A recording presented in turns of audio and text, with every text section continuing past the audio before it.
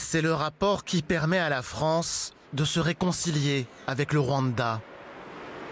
2 ans et 1000 pages d'enquête remises à la fois au président français et au président rwandais en mars dernier. À la tête d'une commission de 14 historiens, Vincent Duclerc a épluché des milliers de documents.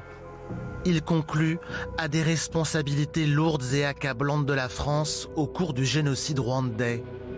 Le rapport pointe une France investie aux côtés d'un régime qui encourageait les massacres racistes, un aveuglement d'État incarné par François Mitterrand.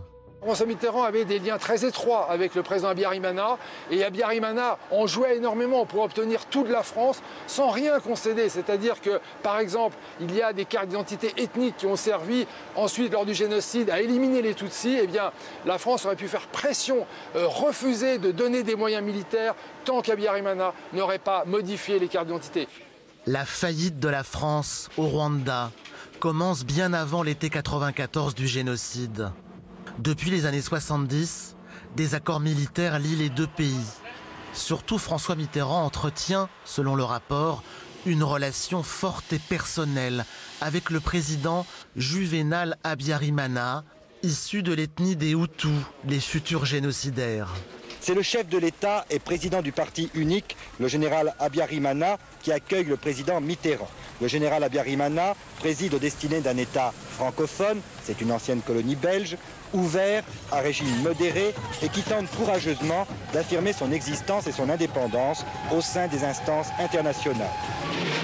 Selon le rapport, le président Mitterrand va fermer les yeux sur la dérive raciste du régime. Autour de lui, Hubert Védrine, secrétaire général de l'Élysée, Christian Queneau, chef d'état-major particulier dont le nom revient 150 fois dans le rapport. Ce cercle restreint autorise les livraisons d'armes françaises et la formation des futures milices génocidaires. François Mitterrand a finalement tout concédé au régime, à la dictature d'Habyarimana et a imposé aussi, grâce à son état-major particulier, grâce à toute une série de diplomates qui étaient assez inféodés, il faut dire, à François Mitterrand, eh bien, a imposé une politique qui allait vers la catastrophe. En juin 1994, le génocide débute. Le massacre de l'ethnie Tutsi est le plus rapide de l'histoire. 100 jours pour éliminer à la machette 800 000 personnes. Quand Paris envoie ses militaires de l'opération Turquoise, il est trop tard, la France est prise au piège et le président Mitterrand bien embarrassé. Il s'agit, n'est-ce pas, pour bien fixer les esprits, d'une ancienne colonie belge. Et la Belgique y a fait d'excellentes choses. Mais la France, comme c'est un pays francophone, la France a été constamment appelée au secours. Et nous y avons envoyé des soldats. Mais nous n'avons pas envoyé d'armée pour combattre. Nous ne sommes pas destinés à faire la guerre partout, même lorsque c'est l'horreur qui nous prend au visage.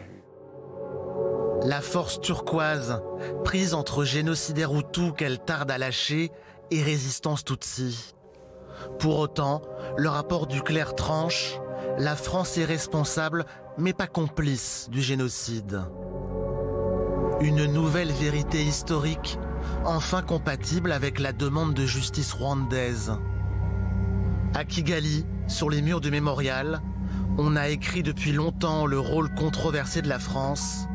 Ces phrases ne feront désormais plus polémique.